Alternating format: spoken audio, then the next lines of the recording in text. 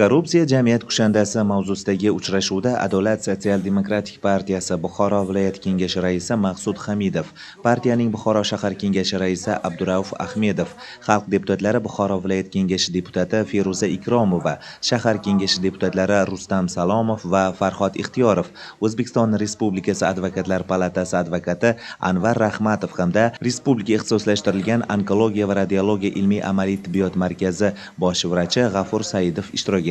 Adolat sotsial-demokratik partiyasi bugunda Respublika onkologiya ilmiy amaliy tibbiyot markazi Buxoro filialida korrupsiya qarshi kurashish bo'yicha olib borilayotgan tadbir hozir tadbir davom etyapti. Filialimizda korrupsiya qarshi kurashish bo'yicha o'zimizning ishchi guruh ham tuzilgan. Bundan tashqari filialimizda fuqarolar uchun ishonch telefonlari tashkil etilgan va rahbar ma'muriyat xodimlari har bir xodimni qabul qilish soatlari belgilangan.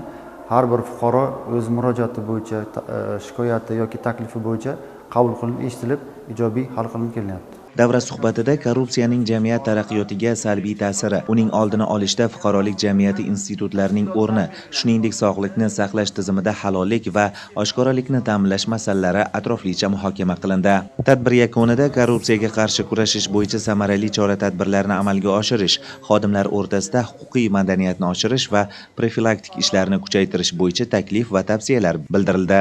Bu kabi tadbirlar viloyatimiz bo'ylab davom etmoqda.